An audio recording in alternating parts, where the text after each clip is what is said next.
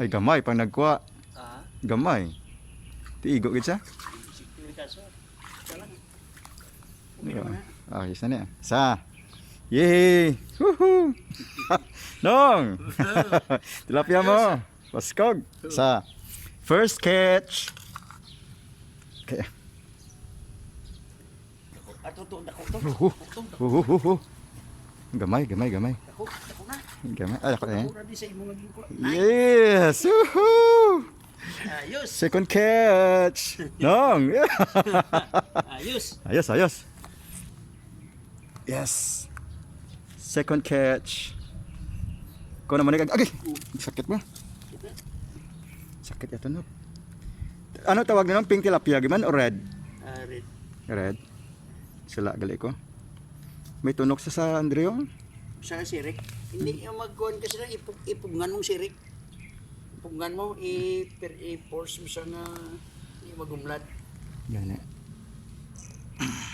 Na ang sirik na. Kay ano siya nang kabaskog siya mag iya buhi iya. Agay. Ang sa tiyan niya may tunok pag eh.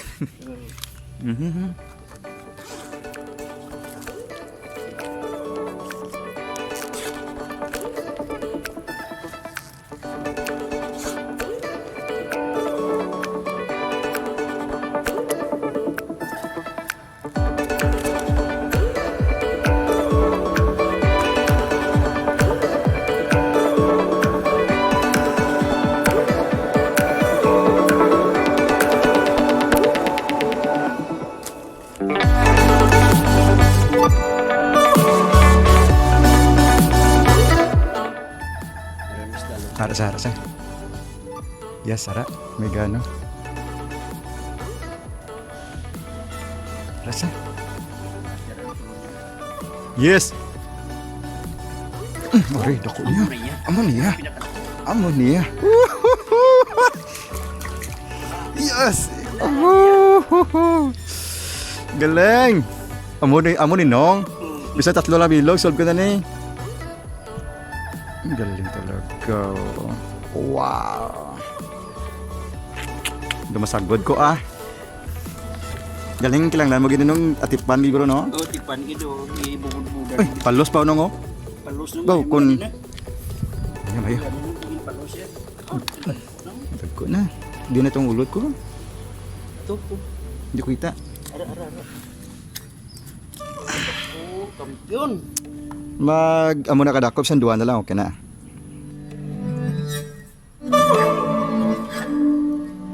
Yes.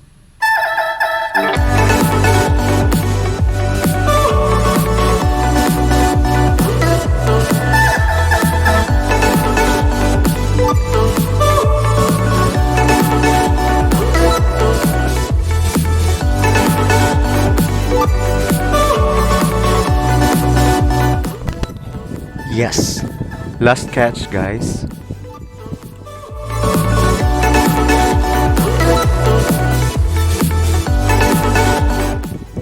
So, apat na nato na catch.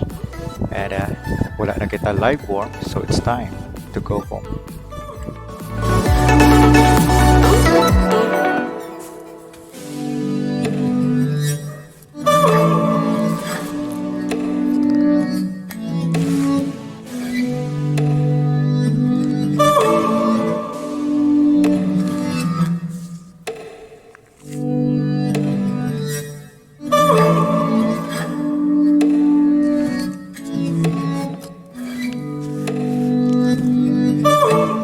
Guys, since it is not every day that we can catch and cook red tilapia, so watch out for the part 2, part 3, part 4, and part 5. Kaya maluto kita sa red tilapia sinigang, ginataan, fried,